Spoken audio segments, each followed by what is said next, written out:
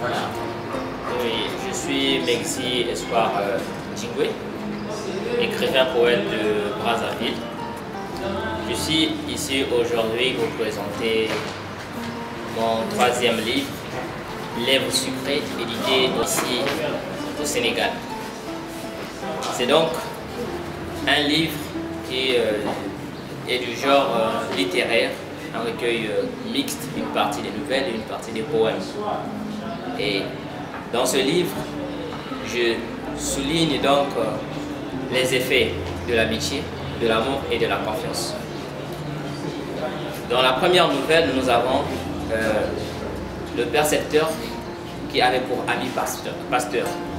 Lorsqu'il se rend en mission de travail à l'étranger, il confie donc la responsabilité de sa famille au pasteur.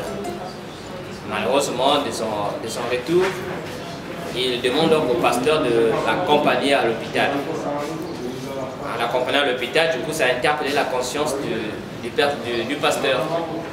Le pasteur lui demande donc pourquoi se fait-il que tu étais à l'étranger, tu ne t'es pas fait soigner là-bas et tu viens maintenant prendre des produits sanitaires ici alors que c'est là-bas que les conditions de l'hôpital sont plus appropriées. Et du coup, l'ami percepteur fait savoir au pasteur que moi et ma femme, nous sommes donc un couple de séropositifs.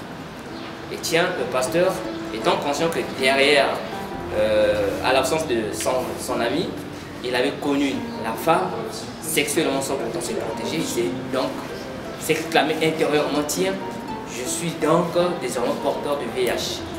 D'où le titre de cette première nouvelle, Si je savais. Et donc le pasteur a analysé donc la perte de dignité et de son honneur au milieu donc de son église et de la société. Et dans la deuxième nouvelle, c'est la confiance en soi. C'est l'histoire donc de Gloria, issue d'une famille très pauvre et d'un peuple démuni, qui est arrivé à bénéficier un prix en étudiant dans une école d'excellence, tout en ayant une société de fabrication de jus de gingembre au miel. Et donc par le bien de cette société, Gloria a fait donc sortir son peuple et sa famille pauvre de la pauvreté pour devenir riche. Et ces mesures donc de l'amitié, de l'amour et de la confiance ne s'arrêtent pas aux nouvelles, mais aussi aux poèmes. C'est pour cela donc j'ai pensé faire une partie des nouvelles, une partie des poèmes, pour permettre à tout ami de la littérature de découvrir donc ce message. D'accord. Maintenant, pouvez-vous nous donner votre impression sur les éditions Artige? Bon, les éditions Artige, je les ai découvertes en 2020 par le bien d'un frère, Steve Maj Makanga. C'est aussi l'un des auteurs de l'édition Artige. Et je constate que c'est une maison d'édition qui a des prix abordables et qui fait plutôt la promotion de ses auteurs. Pour dire que c'est une maison d'édition qui ne voit pas seulement son intérêt, mais aussi l'avantage des auteurs.